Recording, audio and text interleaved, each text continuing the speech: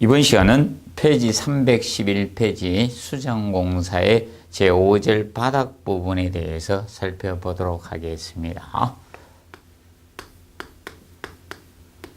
바닥 부분. 바닥 부분의 마감은 여러 가지 마감이 될 수가 있을 겁니다. 예를 들어서 목조 마루늘을 까는 형태도 있을 수 있고, 그 다음에 일반적으로 아파트와 같이 이런 장판지나 모노리움 형태를 까는 형태도 있을 수 있고요. 그리고 이런 단지 서버시나 방제실 같은 이런 이중 바닥 방식 형태, 프리 액세스 바닥 형태 이런 것이 있을 수가 있을 겁니다. 그러면 대표적으로 거기 보시면 마루늘 쪽매, 이 마루늘의 개념은 각 아파트에 보통 80년도까지 많이 했던 형태가 바로 마루늘이었습니다. 이 마루늘을 보통 우리가 하게 되는데, 이 마루늘에서는 일반적으로 이 제혀 쪽매 가지고 많이 시공을 했습니다. 이 제혀 쪽매. 제혀 쪽매라는 것은 일반적으로 이 목재를 갖다가 이런 형태로 해서 한 부분에 혀가 나오고 한 부분에 홈이 있죠. 그러면 이런 형태의 목재를 갖다가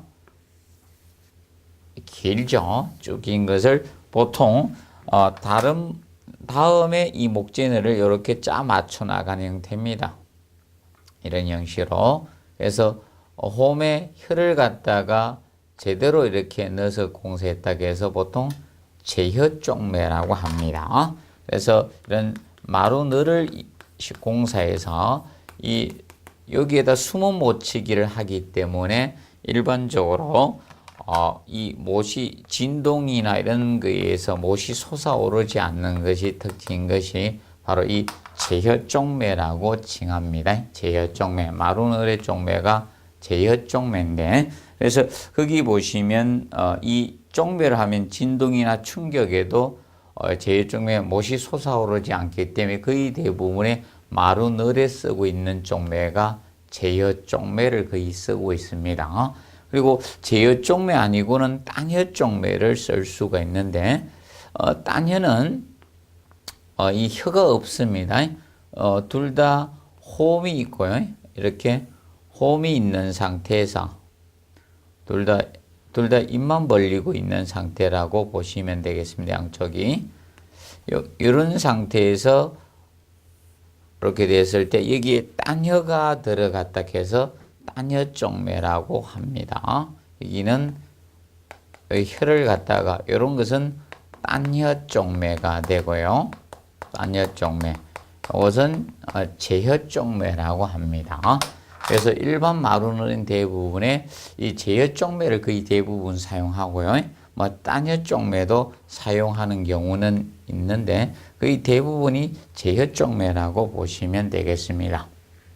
그리고 최근에 이런 단지 서버시라든지 홈 네트워크 시스템이 들어옴으로써 이 단지 서버실이나 방제실의 경우는 방제실, 이 두 개의 실에 일반적으로 이 이중 바닥 방식을 채택하고 있습니다. 그래서 이중 바닥 방식은 보통 이 전선이나 이런 케이블 이런 것을 바닥에 속에 잡아놓고 언제든지 뜯어서 교환 교체를 쉽게 할 수 있는 바로 이 이중 바닥 방식, 보통 영어로 프리 액세스 바닥이라고 합니다. 프리 액세스 바닥. 그래서 요거는 시험에 한번 언급이 되었었습니다. 간략히 알아두시고요. 그리고 제6절 반자적인 측면을 보도록 하겠습니다. 제6절의 반자. 반자는 천장을 가려된 구조를 보통 반자라고 칭합니다. 그래서 보통 이 반자의 개념은 다라멘 반자, 이 달반자의 개념이 있고, 그 다음에 재물반자의 개념이 있습니다. 재물반자. 그러면 보통 달반자는 천정을 가려된 구조가 반자인데 이 반자하고 구조체 사이에 공간이 있는 형태입니다. 그래서 이 재물 반자는 바로 마감이 되는 거죠. 그래서 이 천정 콘크리트 그 마감이 보통 반자가 되는 것은 재물 반자의 개념이 됩니다. 그래서 공간이 있느냐 없느냐. 그러면 달 반자는 달암이기 때문에 보통 공간이 있다라고 보시면 되겠습니다. 그래서 천정하고 구조체 사이에 공간이 있는 것이 달암의 반자가 달 반자라고 보시면 됩니다. 그러면 보통 목재 반자 틀의 경우는 일반적으로 이 목재 반자 틀 형태를 많이 쓰고요. 사무실은 경량 철골 반자 틀 형태로 가신다고 보시면 되겠습니다. 그러면 반자 틀은 자 어떻게 구성이 되어 있느냐 이런 형상으로 목재 반자 틀은 구성이 보통 하고 있습니다. 자, 이것이 슬래브다. 자, 바닥판이 있을 때 구조체가 있습니다. 그러면 여기에 뭐 벽이 있겠죠. 이제 어떤 실의 벽이 존재할 건데 벽이 있습니다.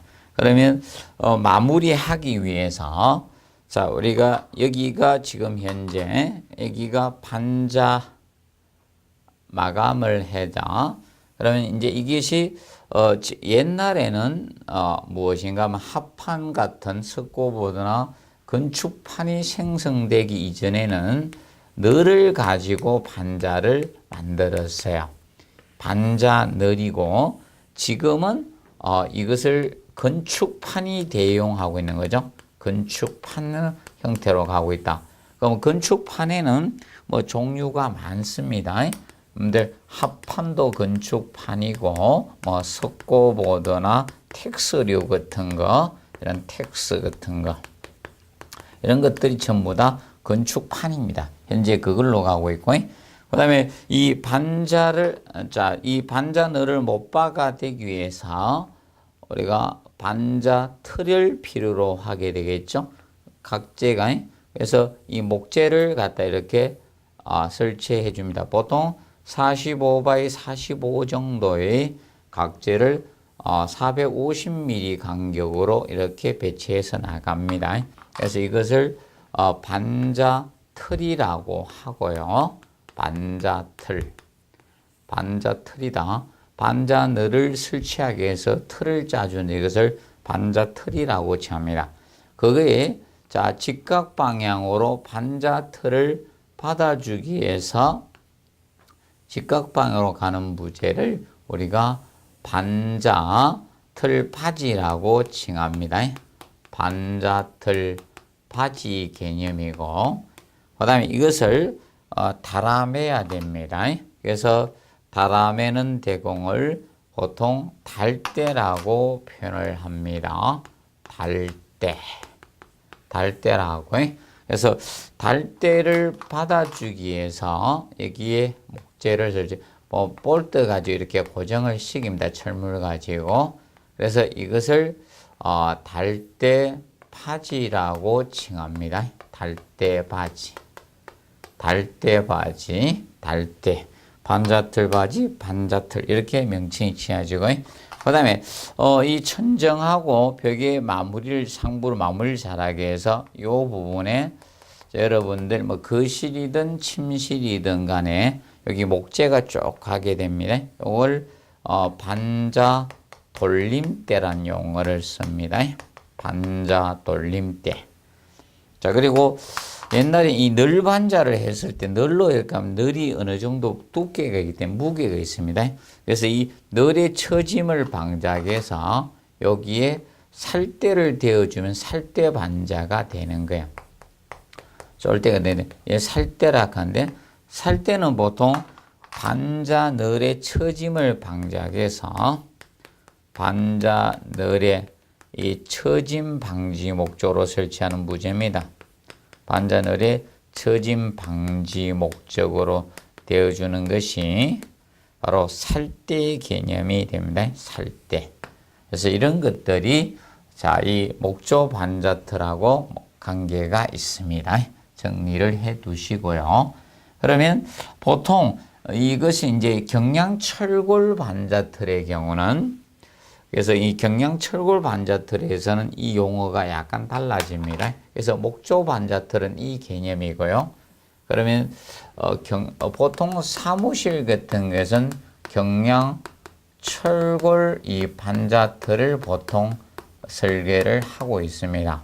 그러면 달대 바지 역할은 경량철골에서는 미리 콘크리트 안에다 삽입한 철물을 씁니다. 그래서 인서트, 삽입하다는 인서트의 개념을 쓰고 있습니다. 인서트. 인서트가 만약에 설치가 안 됐으면 익스펜션 볼트인 팽창 볼트를 설치해서 하고 있습니다. 팽창 볼트.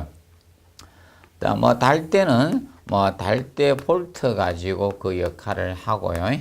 달대 볼트 됩니다. 반자틀 바지는 보통 C형 찬넬이라고 합니다. 디귿 찬넬이라고도 하고요. 그 형하고 반자틀의 역할을 하는 것은 경량철골에서는 엠바가 그 역할을 합니다. 엠바가. 그리고 반자늘은 이거 현재 스코보드 이런 텍스 가지고 하고 있는 거고요. 이거 가지고 지금 하고 있고요. 건축판 가지고. 그리고 반자 돌림대에 해당되는 요소가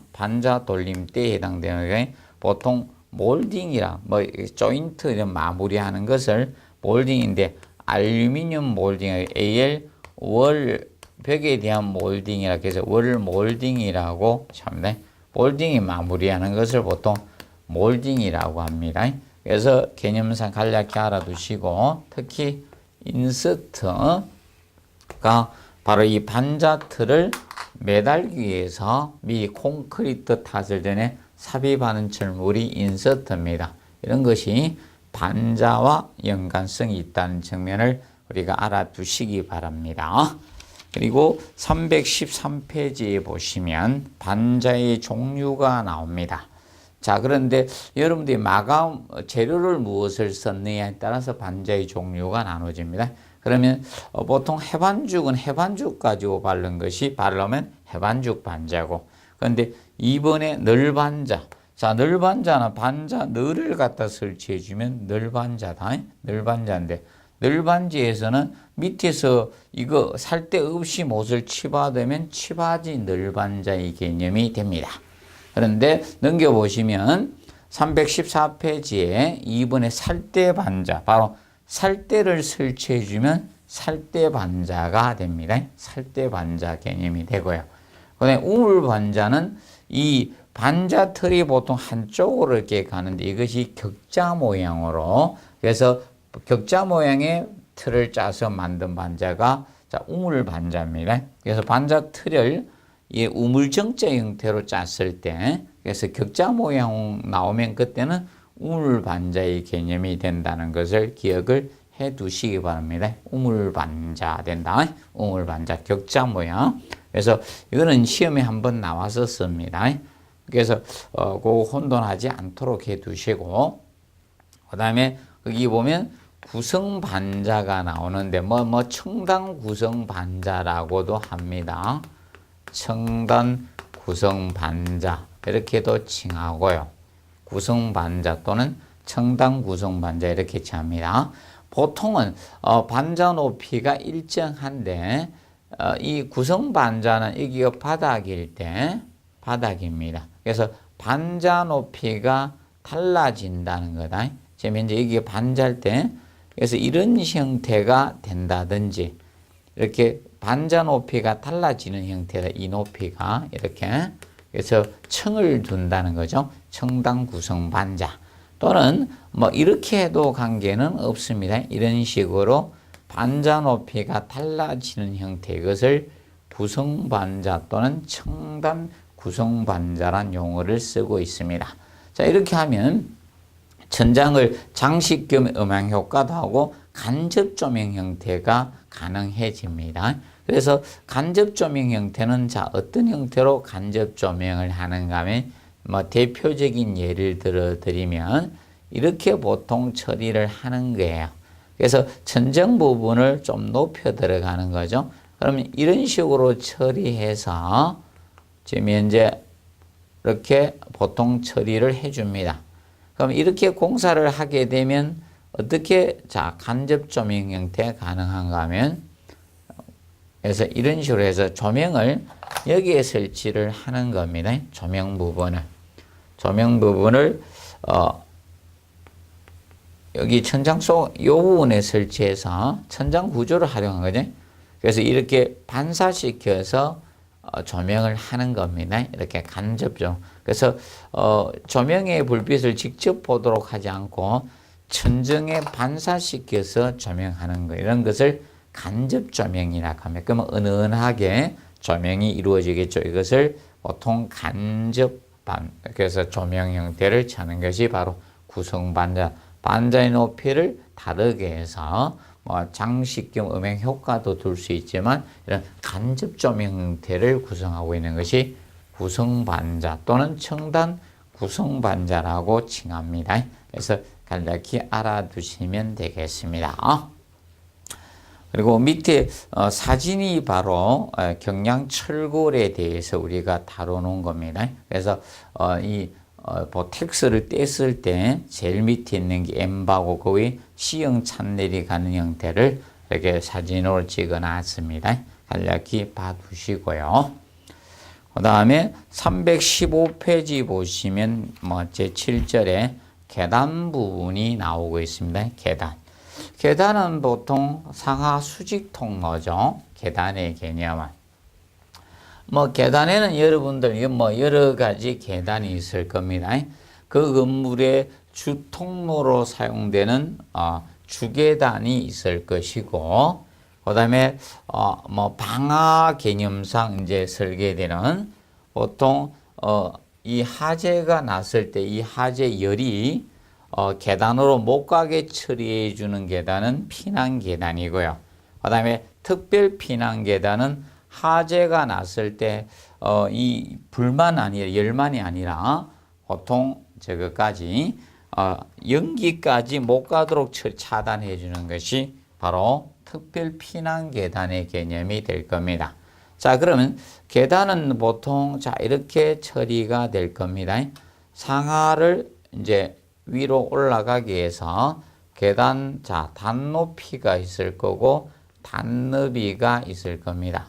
그럼 보통 여러분들 계단에서는 안전을 위해서는 보통 어떻게 처리하는가 하면 단높이는 최대한 낮게 하고 단너비를 넓게 해서 안전을 보통 유지하고 있죠.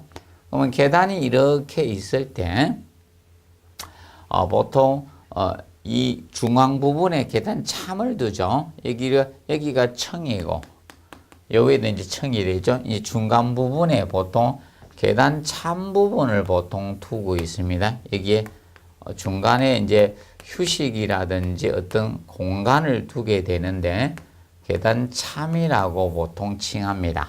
그러면 이렇게 됐을 때 단높이가 있고 단너비가 있을 때, 그러면 보통 우리가 이게 목조 계단을 우리가 할 때 목재로 이렇게 계단을 하게 되면 이 단너비 부분 이제 우리가 디디는 디딤판이 있을 거고, 이렇게 목재로 마감이 됐을 때 디디는 이런 디딤판의 개념이 있습니다.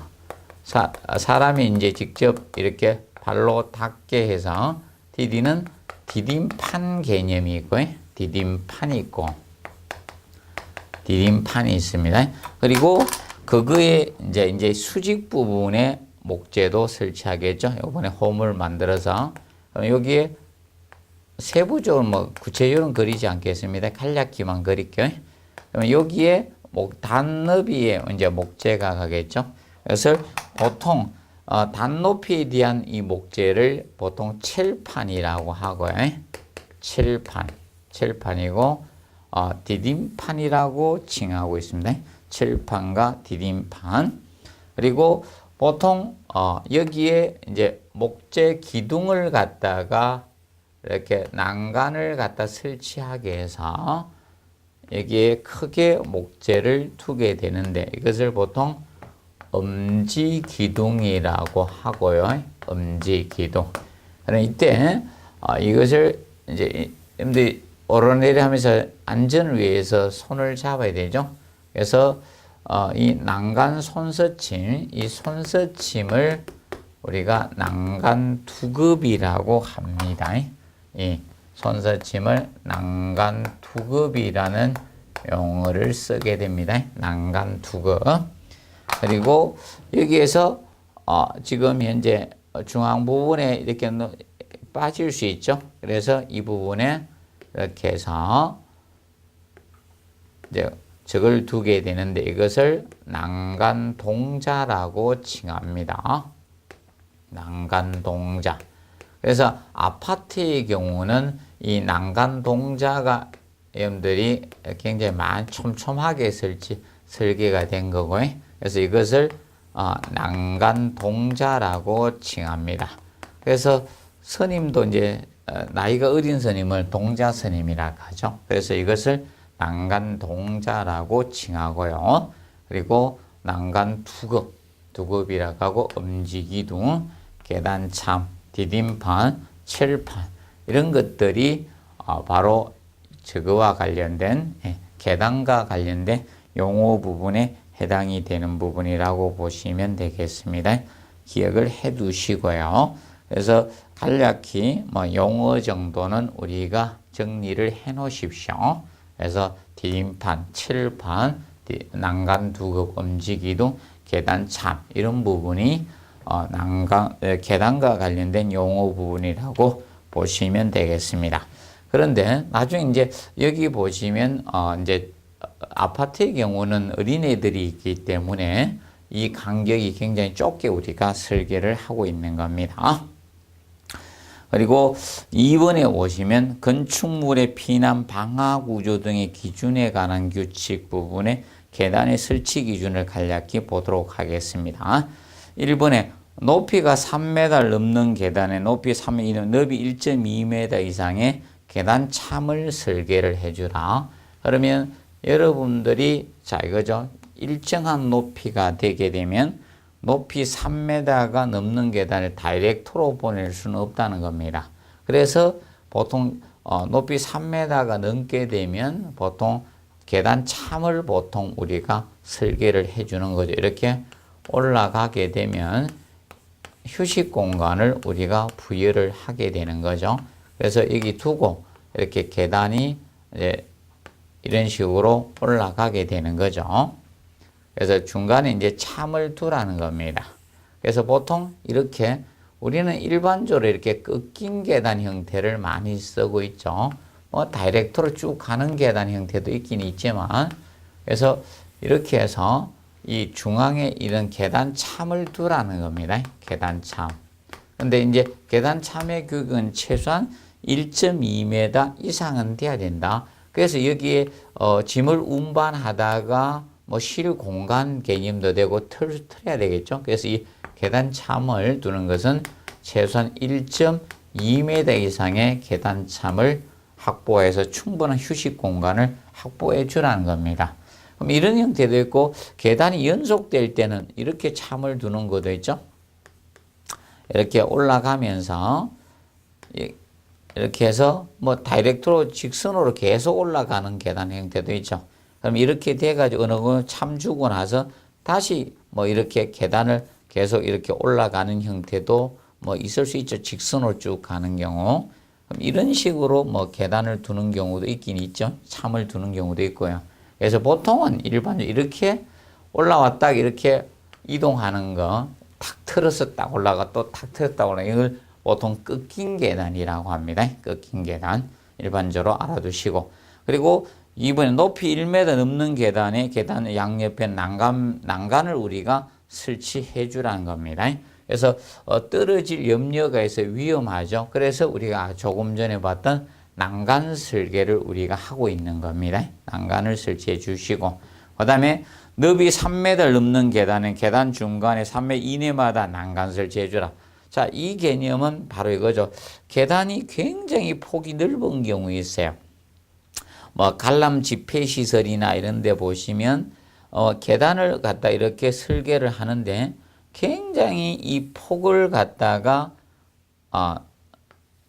넓습니다. 그럼 이 폭이 보통 3m가 넘을 때, 그러면 예를 들어서 정면으로 보게 설계를 하면, 그래서 이제 계단이 이 폭이 넓은 보통 큰 광장이나 이런 데나 뭐 국회의사 이런 데 보면 이렇게 보시면 이 폭이 너무 넓기 때문에 예를 들어서 폭이 6m였다. 그러면 난간을 여기만 설치하는 것이 아니라 중앙센터에도 난간을 중간에 설치해 주라는 겁니다. 난간을.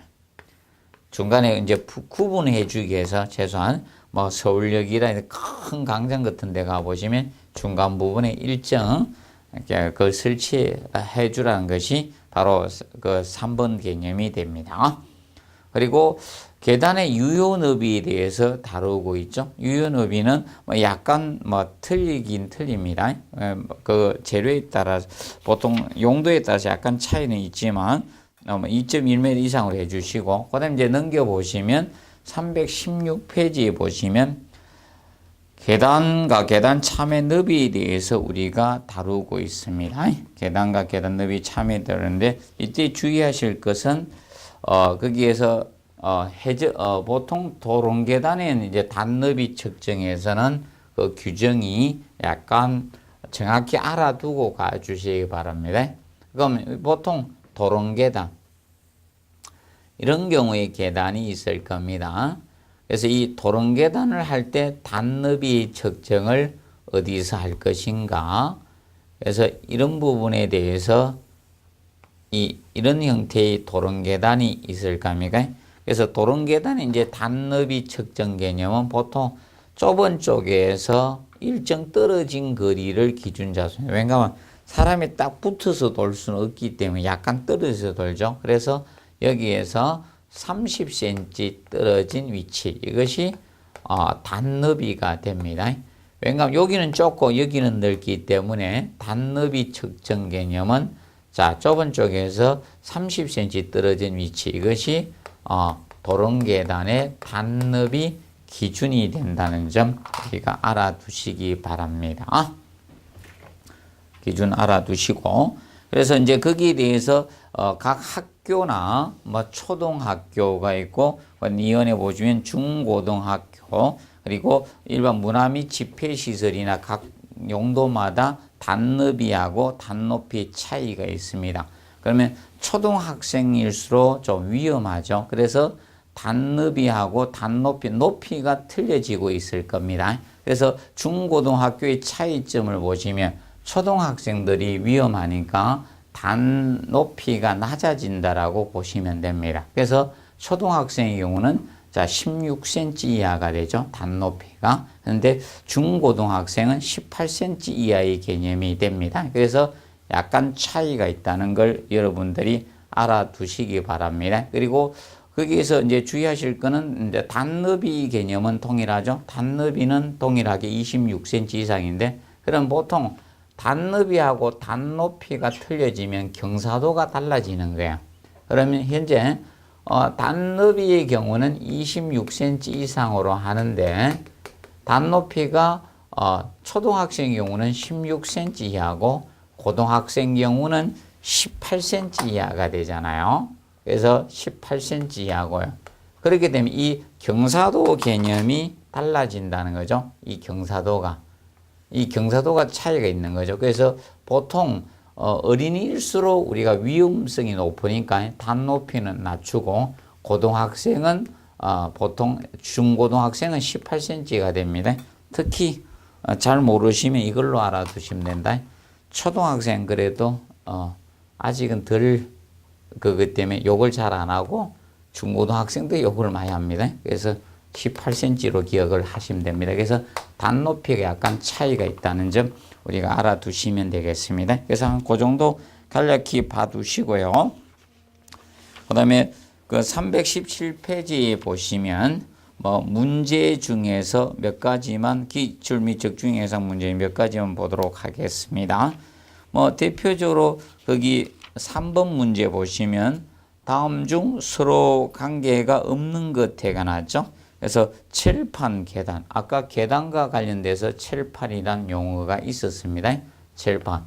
단높이에 해당되는 목재를 우리가 칠판이라고 하고 디딤판이라고 했죠.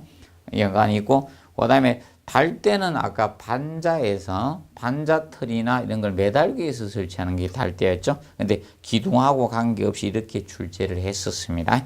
그리고 문선은 보통 보통 벽하고 이 문틀의 마무리를 좋게 해서 덧대어주는 목재를 보통 문선이라 하죠. 그리고 살대는 우리가 반자틀을 천장하고 관계해서죠. 반자늘의 처짐을 방지되어 주는 게 살대였습니다. 그리고 4번에 보시면 그 코너비드와 가장 관계 깊은 거, 코너비드는 미장에서 벽이나 기둥의 모서리를 보호하기 위해서 되어주는 우리가 철물을 보통 코너비드라고 하죠. 그래서 5번과 관련이 있고, 그러면 계단의 손잡이와 관련된 것은 바로 난간 투급이었습니다. 난간 투급이었고, 그 다음에 계단 디딤판과 관련돼서 우리가 끝부분에 저걸 설치할 수 있죠. 디딤판 끝부분에 목재는 논설립을 갖다 목재 자체를 보통 이렇게 홈을 만드는 경우가 있습니다. 여기다가 끝부분에다가 홈을 만들어 가지고 보통 처리해요. 여기에다가 홈을 만들어가. 그래서 이제 디딤판하고 관련된 것은 우리가 알아두실 것이 논설립입니다. 미끄럼 방지를 목적으로 논설립을 설치한다는 개념 알아두시고요. 그 다음에 이제 그 부직과 관련된 것들은 뭐 저런 것들이 놓여 있을 수 있죠. 우리가 폼 타이라든지 폼 타이, 그 부집에 나중에 이런 척압에 의해서 벌어지거나 우러짐을 방지하기 위해서 설치한 게 폼 타이나 아니면 피복 두께 유지하기 위해서 되는 스페이스, 뭐 이런 것들이 그 부직과 관련된 용어라고 보시면 되겠습니다. 간단히 보시고, 그 다음에 4번 걸레바지하고 연관성이 있는 것은 바로 이것이 걸레바지하고 관련이 있죠. 걸레바지는 보통 바닥하고 벽이 만나는 부분에 설치한 거죠. 바닥이 있고, 자, 여기가 벽입니다. 그러면 이 부분에 대어주는 거죠.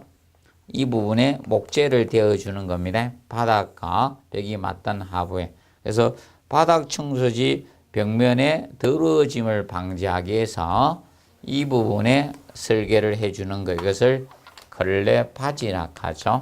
걸레바지였고, 이것이 걸레바지 개념이 됩니다. 그리고 기둥 모서리가 바로 논설립과 연계된 용어라고 보시면 되겠습니다. 이렇게 알아두시고, 그 다음에 5번에 보시면 다음은 용어에 관한 설명 중 옳지 않는 거. 뭐 테라코타는 속이 빈 대형 점토 제품입니다. 그래서 건축물 난간벽이나 기둥의 머리 부분이 주두라 하죠. 그래서 주두 등의 장식에 사용되는 붙이는 재료입니다. 그래서 타일은 아니고 점토 소성 제품이죠. 자, 그리고 코펜하겐 리버는 오림목을 특수 형태로, 오림목이라는 것은 소각재라고 칭했습니다. 특수 형태에 다듬어서 벽에 붙여대서 음향 조절하는 것이 코펜하겐 리버의 개념이 됩니다. 그리고 크레센트는 오르내리 창의 잠금 장치죠. 보통 오르내리 창이나 미석이 창이죠. 미석이 창이나 오르내리 창에 자, 이 잠금 장치로 쓰는 것이 크레센트고요. 그 다음에 수정공사의 고마기는 보통 고마기는 외벽과 바로 저거 있죠. 외벽하고 지표면에 맞닿는 부분에 설치하는 건 고막이고, 바닥하고 벽이 맞닿는 데는 걸레바지 개념이 됩니다. 혼돈하지 않도록 해두시면 됩니다. 그 다음에 5번에 살대 반자는 반자틀을 격자로 짜고 그 위에 늘을 덮은 반자, 이것은 우물 반자죠. 그래서 살대는 반자늘의 처짐을 방지해서 살대를 대어준 반자를 살대 반자라고 하고 혼돈하지 않도록 하시면 됩니다. 그리고 6번에 바닥 마감판을 필요에 따라 드러내어 파이프나 전선 등에 설치 용이하게 할 수 있는 바닥이 프리 액세스 바닥이죠. 프리 액세스 바닥. 그래서 이중 바닥 방식이라고 보시면 됩니다. 그리고 이번에 데크 플레이트 바닥은 철골 구조에서 바닥판이죠. 그래서 이 골 모양의 강판 철판을 대고 바닥판을 공사하는 데 쓰는 거죠. 그래서 얘가 보통 철골 구조에서 철골 구조 바닥판에서 바닥판이죠. 철골 구조의 바닥판에 해당되면서 얘가 데크 플레이트는 급부집 역할을 하죠. 급부집 역할하는 바닥판 개념입니다. 그리고 프리캐스트 콘크리트 바닥은 미리 공장에서 만드는 이 바닥판이죠. 프리캐스트. 네, 그래서 조립식 구조의 바닥판 형태라고 보시면 되겠죠. 프리스트레스 콘크리트 바닥은 미리 압축 응력을 가해서 힘 응력을 증가시킨 콘크리트 바닥을 스트레스드 콘크리트 바닥이라고 하고, ALC는 경량기포 콘크리트 바닥판을 ALC 바닥판이라고 칭합니다. 그래서 1번의 프리 액세스 바닥 이중 바닥 방식 형태를 기출을 했었습니다. 그래서 이번 시간은 여기서 마무리하고 다음 시간에 도장 및 기타 공사에 대해서 보도록 하겠습니다. 수고하셨습니다.